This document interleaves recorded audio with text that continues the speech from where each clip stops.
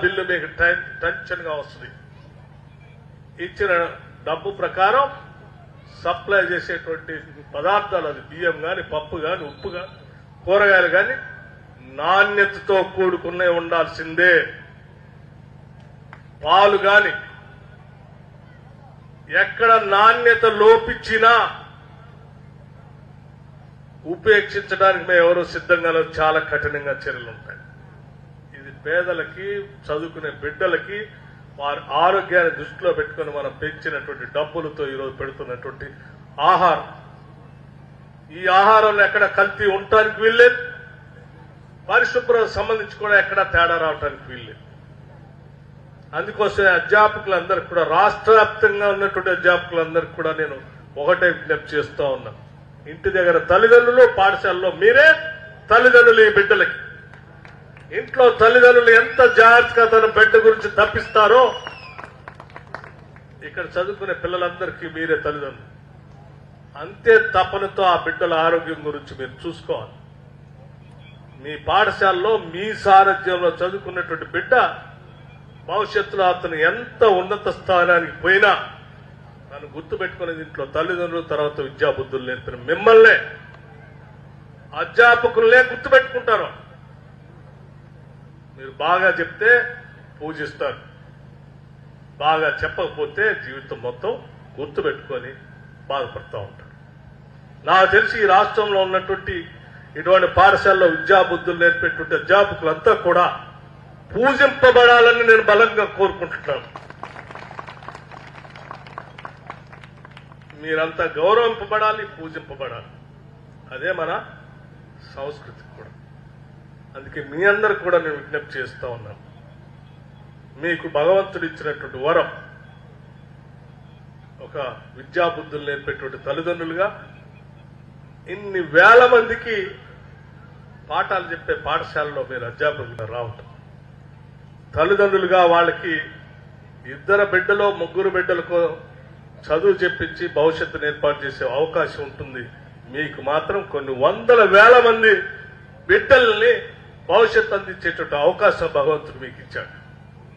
దీన్ని సక్రమంగా సద్వినియోగం చేసుకొని వాళ్ళందరినీ తయారు చేయవలసిందిగా నేను మీ అందరికీ నేను వినమ్రతతో కూడినటువంటి విజ్ఞప్తి చేస్తా ఉన్నాను.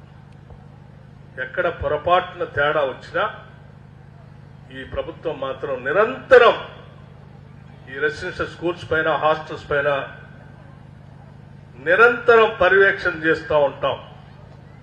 ఏ ఒక్క సంఘటన కూడా, పొరపాట్లు కూడా ఉపేక్షించం. ఇదేదో కేవలం మాటలు చెప్పడం కోసం మేము మొదలుపెట్టినటువంటి కార్యక్రమం కాదు. నేను ఈ మధ్య చూశాను చాలా సందర్భాల్లో 10 సంవత్సరాల రూపాయి కూడా పెంచినటువంటి ఆనాటి ప్రభుత్వానికి సంబంధించినటువంటి కొద్దిమంది వ్యక్తులు పాఠశాలను పర్యటించడం, 10 సంవత్సరాలు పాఠశాల సంబంధించిన బిల్డింగ్లు సరిగా లేవు, కట్టించండి మహాప్రభు అని అడిగితే కూడా రూపాయి శాంక్షన్ చేయకుండా పాడుబడిన స్కూళ్లలోనో, బిల్డింగుల్లోనో, లేకపోతే కమ్యూనిటీ హాల్స్లోనో, లేకపోతే కళ్యాణ మండపాల్లోనో, లేకపోతే కళాశాల మూసేసిన దాంట్లోనో అద్దెకిచ్చి ఆడ పడేసి పిల్లలు కుక్కినట్టు కుక్కి వదిలేసినటువంటి వాళ్ళు ఈ మధ్య అక్కడక్కడ బయటకు వచ్చి తగుదినమ్మా అని పాఠశాలలు తిరుగుతూ భోజనం బాగాలేదు, బిల్డింగ్ బాగాలేదు, లేకపోతే అది బాగాలేదని మాట్లాడతారు. సిగ్గు ఉండాలి కదా.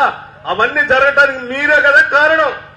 10 ఏళ్ళు మీరు సరిగా అద్భుతమైన పాఠశాల మేము మొదలుపెట్టినట్టు కట్టి ఉంచినట్టయితే ఈరోజు ఆ పరిస్థితి ఉండేది కాదు కదా. 10 ఏళ్ళు మీరు డైట్ ఛార్జెస్ పెంచి ఉండుంటే ఈరోజు ఈ ఇబ్బంది ఉండేది కాదు కదా. ఆ డైట్ బిల్లులు సరిపోగా సప్లై చేసేవాళ్ళు సప్లై చేయలేక, మీరు బిల్లులు ఇవ్వకపోతే బిల్లులు రాలేదని మేము సప్లై చేయలేమని ఎదురు తిరిగితే ఇక్కడ ఉన్న టీచర్లు ఏదో రకంగా బతికినట్టు మీ ఇష్టం వచ్చింది ఏదో వాడు సప్లై చేయండి అంటే తాలు తడక తీసుకొచ్చి సప్లై చేస్తే అదే వండి పెడితే వాడు ఆరోగ్యం దెబ్బతింటే దేని వల్ల ఇదంతా జరిగేది? మీ వల్లే కదా జరిగింది. 10 సంవత్సరాలు మీకు కనపడలేదు. మీరు చేసిన తప్పిదాల వల్ల ఈ మధ్యకాలం బిడ్డలు చాలా మంది బాధపడ్డారు. అలా బాధపడకూడదనే మేము నిర్ణయం తీసుకొని ముందుకు పోతా ఉన్నాం. మీలాగా డ్రామాలు చేయాలనే ఆలోచన మాకు లేదు. అంకిత భావంతో ఈరోజు ముఖ్యమంత్రి రేవంత్ రెడ్డి గారు కానీ, లేకపోతే ఉప ముఖ్యమంత్రిగా నేను కానీ మంత్రులుగా మా మంత్రివర్గ సహచరులు కానీ ప్రతి ఒక్కళ్ళం ఈ రాష్ట్రం మనది కోరి కొట్లాడి తెచ్చుకున్నాం. ఈ రాష్ట్ర ప్రజల భవిష్యత్తు కోసం, ఆ భవిష్యత్తు కోసం మనం పనిచేయకపోతే అర్థమే ఉండదు మన జీవితానికి అని చెప్పి నమ్మి ఈ రాష్ట్ర ప్రజల భవిష్యత్తు కోసం ప్రతి రూపాయి పోగేసి ఖర్చు పెడుతూ ముందుకు పోతా ఉన్నాం. అందులో భాగంగానే ఈరోజు ఈ కార్యక్రమం తీసుకున్నాం. దయచేసి మీరందరూ తల్లిదండ్రులంతా అర్థం చేసుకొని పెంచిన ఛార్జీలన్నింటినీ కూడా మీరు గమనంలో తీసుకొని ప్రతి నెల మీరు ఎప్పుడు పోతారో స్కూల్స్ నాకు తెలియదు, పోయిన ప్రతి సందర్భంలో కూడా ఒకసారి పేరెంట్స్ కమిటీ ఆ పెంచిన ఛార్జెస్ ప్రకారం డైట్ అంతా వస్తుందో లేదో కూడా చూసుకుంటూ ముందుకు పోవాలని, మన పిల్లలు మంచి భవిష్యత్తుతో తీర్చిదిద్దాలని చెప్పి తల్లిదండ్రులుగా మీరు, అధ్యాపకులుగా గారు, ప్రభుత్వ పరంగా మేము మనందరం కలిసి మనందరి బాధ్యత ఇక్కడ చదువుకునే ప్రతి బిడ్డ. ఏ ఒక్కళ్ళు ఉపేక్షించినా వాళ్ళ భవిష్యత్తు మీద ప్రమాదం. అటువంటి పరిస్థితి రాకుండా చేయాలనే ఈరోజు మేము అంతా ముందుకు పోతా ఉన్నాం. దయచేసి నేను అర్థం చేసుకుంటారని, ఈ పాఠశాలలకు కూడా మేము తల్లులుగా మీకైతే అర్థమవుతుంది అనేటువంటి ఆలోచనతోనే అమ్మ ఆదర్శ పాఠశాలలు పెట్టి అంతా మహిళలకే బాధ్యత చెప్పాం. అన్ని పాఠశాలకు సంబంధించిన రిపేర్స్ చేపిస్తా ఉన్నాం. విద్యకు సంబంధించి పెద్ద ఎత్తున నిధులు ఖర్చు పెట్టి ముందుకు పోతా ఉన్నాం. మీ అందరికీ తెలిసిందే 11,000 మంది టీచర్స్ ని డిఎస్సి పెట్టి రిక్రూట్మెంట్ చేశాం. మొట్టమొదటిసారి 10 ఏళ్ల తర్వాత 10 సంవత్సరాలు పాఠశాలలో టీచర్ లేరు, రిక్రూట్ చేయండి అంటే 10 సంవత్సరాలు డిఎస్సి రిక్రూట్మెంట్ లేదు. ఎవరు చెప్పాలి పాట? 11,000 మందికి ఒకటేసారి రిక్రూట్మెంట్ ఆర్డర్స్ ఇవ్వటమే కాకుండా ఇంకా భవిష్యత్తులో ఇంకో 6,000 మంది టీచర్స్ కూడా డిఎస్సి ఇవ్వటం కోసం ఈ ప్రభుత్వం తయారు చేస్తాం. అంటే ఏ పాఠశాలలో కూడా టీచింగ్ స్టాఫ్ లేకుండా ఉండడానికి వీల్లేదనేటువంటి ఆలోచనతో ప్రభుత్వం ఈ రిక్రూట్మెంట్ చేసుకుంటూ పోతా ఉన్నాం. ఈ రాష్ట్రంలో మీలాగా విద్యా బుద్ధులు నేర్పి